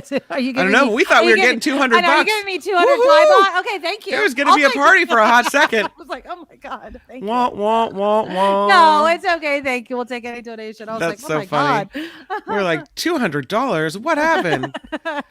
I should also mention before we wrap up this newscast. Thank you for the $5, Aussie. More like, Look at thank you, you. thank you. That there was a plane today, San Francisco bound United Airlines flight, had some problems, mechanical issues, a hydraulic leak, right as it was approaching SFO. The plane was able to land safely and everyone got off of the plane okay. 150 passengers and 5 crew members on board, but they had to have the emergency vehicles out there standing by. There was a big response just in case. There was a small amount of smoke seen around the landing gear. They say, United, that this is routine and sometimes happens when hydraulic fluid comes into contact with the brakes. But it is the latest in a series of problems we've seen for United. They had the wheel falling off the plane, hitting a car in the employee parking lot. How do you feel about flying? Like, honestly, how do you feel about flying? I'm a little nervous about it right now. But is it going to stop you from flying? You don't know if you're going to get on one of these Boeing planes or not. Yes. And I've never had a problem before, but it seems like more and more of these issues are coming to a head. Definitely I keeping don't my know. seatbelt on at all times. Yeah. Like, just in case for a sure. door flies. It does. Like, look, you guys have convinced us, and I'm talking about like the airline industry has convinced us flying this metal tin can is safe, right? Yeah. So can we keep it safe, please? It's not going to stop me from flying. I have my little ritual that I do every time I hop on an airplane, with my mantras and my prayers, and I tap on Do the you plane. really? Oh yeah, I tap the plane. I put my hand on the plane before I step Oh across my the God, you're threshold. superstitious. Oh, totally. I do this Okay. every single time I go on the plane. I touch the outside of the plane, like as you're hopping on before my foot goes over onto the plane. I touch it, give good juju, and then hop on. Yeah, got to do that. Totally got to do that. No, You might if be it a makes little me Lulu. feel good. What's the harm? Look, it's Well, not like yeah. I'm storming the cockpit, people. Yeah, So. yeah.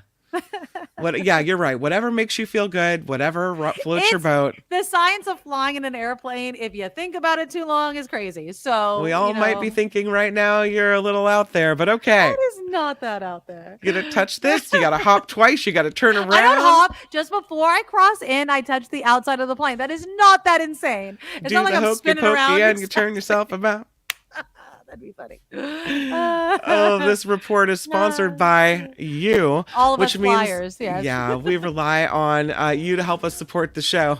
You don't have to give us $200, but we appreciate it when it comes in. You saw how that derailed the whole newscast. Woo! But thank you. But yeah, no, we appreciate you guys so much. Find us at thenickymadoroshow.com. It's thenickymadoroshow.com, where the Patreon and the PayPal links live, so you'll find it all there. And again, in the show description, that plus a lot more. All the links, the fun stuff, the fun meat of the show.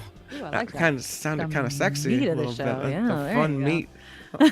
I'll take some meat. Thank you very much. I'm Kim McAllister. This is the Nikki Maduro Show. All right. Hold on. Somebody had mentioned it, so I'm going to do the story really quickly. Where did it go? Okay, somebody was in the comments, and I lost it, was asking about Bitcoin. It hit 70,000 today. And so that always makes me, whenever anybody mentions Bitcoin, I have to check my percentage of Bitcoin that I still, to this day, have never sold. You'll remember I purchased $50 worth of Bitcoin when I still worked at KGO. So years ago, I bought it when I was still with Chip on KGO. Okay. $50. You want to know how much I have right now? How much it's worth? Is that? In US dollars, not Thai Yeah. baht. 1,418. That's pretty good. Is That's that up pretty or good. down? Well, I spent $50 on it. No, years but from ago. last time we checked. Oh God, that's up. I don't think I've ever been this high, actually. Okay. Since I bought. Well, I don't know. I don't check it all the time. I only check it when Bitcoin. Okay, so for instance, I have like 1,417, 1,416. It keeps fluctuating because it's like a live thing. So about $1,400 off my $50 investment. Look, I don't sell it. I use it as a talking point. Like that's it. I was talking to somebody the other day about it though, and she's like, "Just hold on to it, and maybe when you're retiring, it'll be worth $1 million." And I'm like, "Dude, come on." Oh, it was you, Chris. There you go. It was Chris that wanted to talk about it. So, how many of you are up on a Bitcoin? I just can't. I can't get behind something where if you lose your password, you lose all of your money. Yeah. That just, to me, seems insane. And that's why I've never really fully gone all in. You know who has, I believe, gone all in, not all in, but invested a lot of money in Bitcoin? Larry Beal from ABC7. Oh, really? I'm pretty sure it was him because I remember when Bitcoin plummeted, he said something on the news that made me feel like, you put a little bit of money into that, right? Like it just, so whomever has Bitcoin, as long as you know that you can lose it all, which my friend in San Francisco, she's like, I bought it and I lost it all. I don't think it was like a ton of money, but she lost it all. As long as you know that you can, I think it's been as low as $40. I think it's been like $25. That's how much this investment of mine has fluctuated. So, Jim, thank you so much for the $5 super sticker. Love you. Thank you so much. But yeah, I think Aussie Rules did donate 200. No, I think it's Thai bot. It says THB. So I think that's the currency he used to donate. Oh, okay. So that's the thank you. Whatever it comes out to, thank you for the donation. Whatever it is, that's cool. Thank you. Okay, so let's talk about, since we were talking about an airplane, and by the way, Kim, I'm not alone in the things that I do. Janet says, I touched the heart by the door on the Southwest plane before boarding. See, people, it gets your mind right. Right? It just gets your mind right. It's okay. It's a little ritual. It's fine. Before I fly, I say my Hail Marys just in case. Vilma, we're going pretty high and things happen. And whatever makes people feel good, I'm all for. Now, this didn't make people feel necessarily good. So there was an Orthodox Jewish passenger who was suing JetBlue. Okay. He claims he was thrown off the plane for trying to change seats. Now, I'm going to tell you, and I'm going to tease this. There was an excuse given by the pilot and the flight attendants that's total BS, in my opinion. Like, I've never heard of such a thing. So I'll tell you in a moment. So the passenger gets on the airplane and his name is Abraham Lunger. And he was set to take a red-eye flight from Palm Springs to JFK. Now, because of his religious beliefs, which I know nothing about, he can only sit next to a woman if she is a blood relative or a wife. What religion is this? Orthodox Jew. Okay. An Orthodox Jewish religion. Okay. You cannot sit next to a woman unless she's a blood relative or a wife. Okay. That's rather limiting. Well, okay. But let's put that aside. That's his religion. Okay. But be it as it may. So when you're riding public transit here, people. Hold. Okay. So his wife had asked the ticket agent at the gate if he could be seated next to either her or a man because of his religious beliefs. So they were trying to get in front of this, right? And they were told they would try to arrange with other passengers to swap, but the couple was not seated together. Lunger took his seat, but then saw that a woman was about to sit next to him. So he quietly got up from his seat and then stood in the aisle. Yeah. Now, before he was even able to ask anyone to change seats, a flight attendant allegedly yelled at him to return to his seat.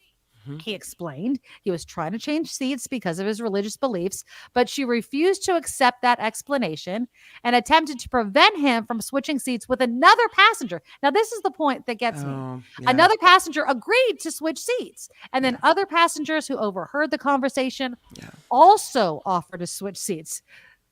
Now, here's the excuse that I'm calling BS on. The plane's pilot then told Lunger and his travel companions that they couldn't change seats because it would cause a weight imbalance.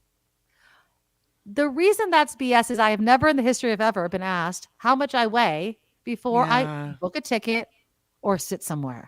That's such weird. No. Bull, okay? No. So they were told... However weird I think it is. Right. And I'm sorry to be, the judger of religion stuff. I think that's strange. And I think if your religion starts getting in the way of you living in your life and being able to do things, what kind of weird rules are going on? But whatever I think, it doesn't matter. Right. They need to make accommodations for people that really have these strict religious things if they can. Right. And it looks like people were willing to trade seats. So then it becomes, are you just being bitchy because you wanted you want to make the rules and you want to enforce them? Because what's the real reason you can't switch seats with someone? Exactly. And that's my whole thing. If people were offering if there was a gentleman that was like, hey, you could switch with me, and then you're sitting next to a man or whatever, then they should have allowed that to happen. I feel like JetBlue just really dropped the ball here, especially when we're talking about a religious exemption. And I will also say they told the gate agent, right? Yeah. It wasn't like you're springing this on us at the last minute. The people that usually, and I know it's not all the time, but usually work at the gate, sometimes they're actually on the plane, right? So especially if you're at your gate, some of those people might be on the plane with you, or at least can communicate with the people that are going to be on the plane. Like this gentleman, he's probably going to want to possibly look for another flight. And couldn't they have seen that he was going to be sitting next to a woman if they have the names right in front of them, perhaps? I just think that, and so a lot of people are calling out JetBlue and saying you never should have kicked the guy off. And the excuse of a weight imbalance is such nonsense that that I can't believe it. Now, going back to what Kim was saying about it interrupting your life, that has to be difficult. And I'm not an Orthodox Jew. I don't know much about the religion. The intellectual, not religious part of me would be like, what's the difference if if the woman is in the aisle across from you? That, I don't understand restrictions with religion in this way. But again, it's not my religion, and I'm not judging it and saying it's wrong. But I do see what Kim's saying about that's got to make things hard. It has to be hard. Really, really hard. Well, I mean, it would limit your options. You don't know who you're going to be sitting next to on a bus. Right. You don't know who you're going to be sitting next to on a plane. So taking public transit becomes a lot more difficult. What if you go to a restaurant and, how close are you seated next to the table next to you? Is that sitting next to another woman? And does your religion think that you're not able to handle it? That like you're going to have such crazy desire? Is that why? I don't know. Or do they think women are unclean? Like, what is it about that bothers SJ Lola me? says he can't touch her. I would assume that if you're married or until you do get married, that they don't want, any sort of interactions. But again, I don't know. Yeah. And then like if you're on a bus, let's take the plane out of it. If you're on a bus, I would be quite insulted if I'm about to sit down on a bus seat, a bus bench or whatever, and the guy stands up and walks away and be like, what the, I'm smelling my Or piss. says, I'm like, sorry, I can't sit next to you. Why? Because you're a woman. Yeah. What? It's yeah. But again, it's not our religion. And I'm not judging if that's how you want to live your life, as long as you're not being mean to people, as long as you're not looking, if you looked at me, you're like, you're a woman, you're dirty, I can't sit next to you. Like, screw you, man. But if it's just, I'm quietly going to stand up and just move. I mean, I could take that as I am going to take it. I'd feel like there was something wrong with me if nothing was said. But again, the weight imbalance, Louise, that is such a load of crap. That is not a thing. That is not a thing. I mean, I'm sure weight is, but two passengers switching seats, that is a load of BS. I think so too. They are so full of it. And they definitely dropped the ball there. So I don't know. That's crazy. I just found this story that's, I don't know if it's good news or bad news. Oh, lay it on me. Let's decide together, shall we? Blood pressure is best lowered by 2 exercises. You want to know what they are? Say sex. Wish that was it. Squats and planks. Ooh, I like squats. I don't like planks. Planks Squats and planks. Yeah. The both are an effective tool to treat hypertension or high blood pressure. Exercises that engage muscles without movement, like wall squats and planks, may be best for lowering blood pressure. That, according to a very large study in the British Journal of Sports Medicine. It's called isometric or static exercise. Yes. Yeah. So I've done those. I mean, I do like squat. So if you squat down and you just hold it, or you kind of bounce a little bit, that's murder.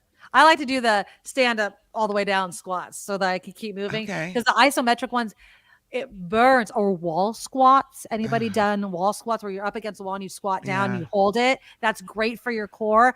I can barely hold it. Planks are good. I think the longest I've done, and it was hard, was a minute. So there it is. And you could do it on your knees if if you're just working up towards it. Remember when I was telling you guys that my sciatic nerve was acting up? Oh, yeah. I've totally worked that out with stretching. I've done some amazing stretches, so that's good. But yeah, the static isometric Mhm. type of exercises. I can see that. Reducing your blood pressure is interesting because it makes my heart rate go up. I'm dying over here when I do those kinds of exercises. Yeah. I just thought Yeah. that was interesting. Those two. I mean, I would have liked it if they said getting out for a walk. Yes, Well, exactly. decrease your blood pressure, but okay. Yeah. And they didn't say sex, huh? How about looking at feet? Was that on there?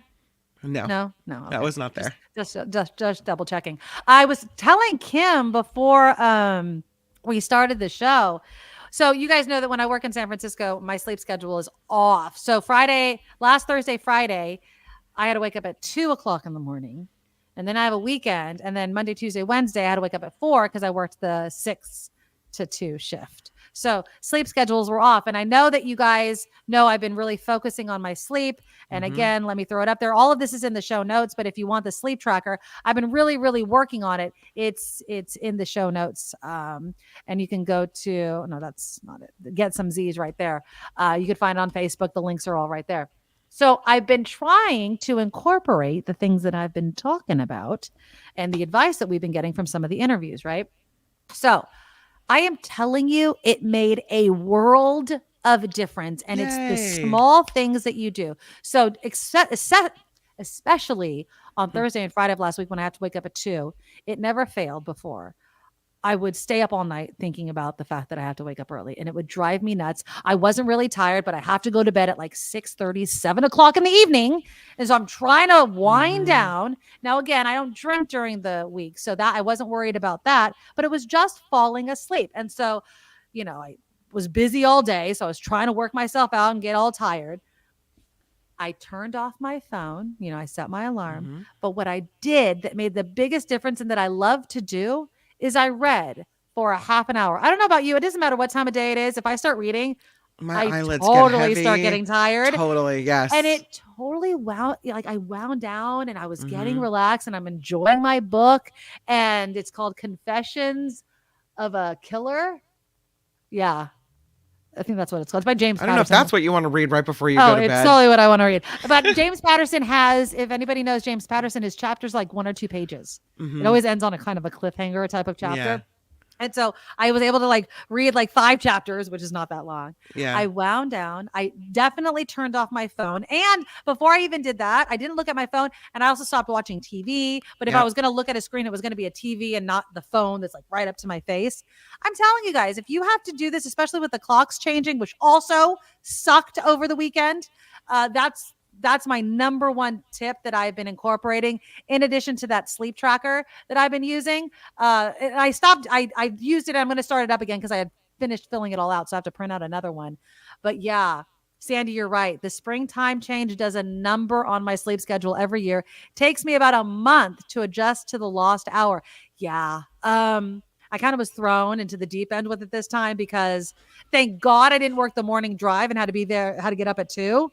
Because then it would have felt like 1. That's just not normal. It's just 2 isn't normal, let alone 1. Yeah. But yeah, at least I got to do 6. So then it was 5 and still better than 2. So I hate messing with the clocks. I don't understand why we still do it. I think that it's absolutely stupid. But I do. You know what I also didn't realize about the time change? And I should have, because obviously we don't change it until what? End October, November. We're mostly in this time, right? We're mostly in daylight saving time. It's like 8 months that we're in daylight saving time. Just keep it. It'd be fine. But they don't like it. Yeah. Sunrises and sunsets would be all messed up and blah, blah, blah, blah, blah. But I don't like it. I do like lighter later. It is my absolute favorite. Okay. Well, that's pretty much our show. I don't want to squeeze anything in because I have some stuff that I want to talk about tomorrow. So tomorrow we're going to have John Rothman on, tons of politics to talk about. We're going to have Tim Sika on to talk about obviously what to stream in the movies. And what was the movie that you said was coming out this weekend or was doing good? Kung Fu Panda. And then what was the other one? It wasn't Kung Fu Panda. It was a dog movie with Mark Wahlberg. Oh, King Arthur. Yeah. So that's coming out. So we'll see what Tim thinks about that. But she hasn't been on because she's been doing a gigantic move back from Sacramento to San Francisco. But Emily Hovind with the San Francisco Chronicle is now in San Francisco. She had this hilarious article, Kim. I don't know if you read it yet. It came out a little while ago. She's moving to San Francisco. She is trying to do the right thing, which is if you have a gigantic moving truck, and because San Francisco is the way that it is and designed the way that it is, and she's going to block the roadway, she got a permit to block the roadway with the moving truck so she can move everything in. Sure. She's like, there's a reason why people don't do things the lawful way in San Francisco. And so she's going to tell us that story. Also, we're going to get her take on Proposition 1. She wrote an article about how Gavin Newsom blew it with Proposition 1, that it never should have been this close.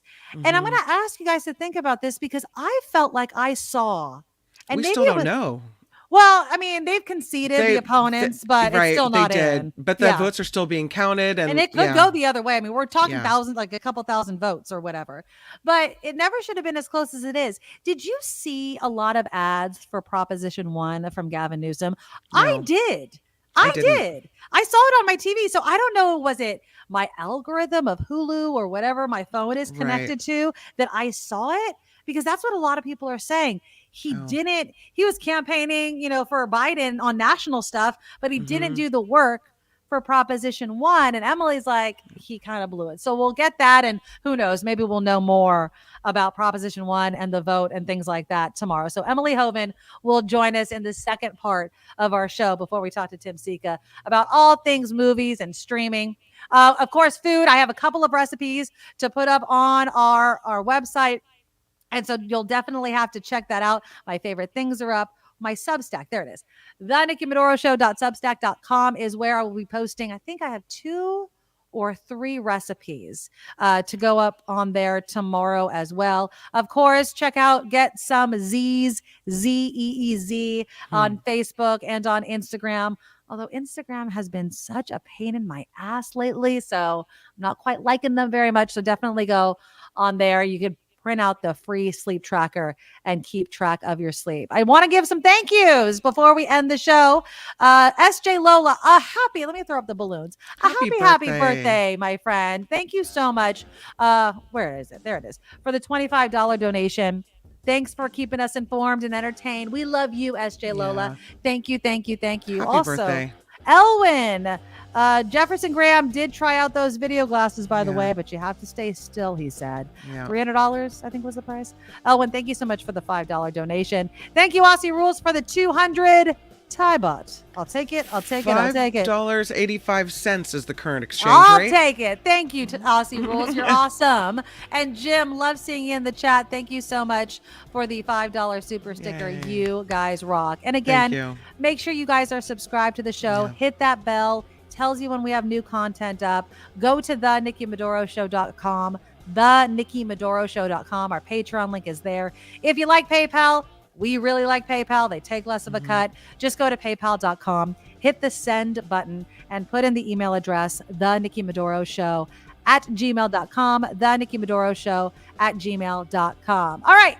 It's Friday tomorrow. I cannot wait. Stay here for the Mark Thompson Show and, of course, the After Party Live with Kim and John. Love you guys. Bye-bye. Bye. Nikki, you're all so awesome. Miss Brown, like a beautiful blossom. You're also the best. I really can't rest. You're all so awesome. Wow. Okay.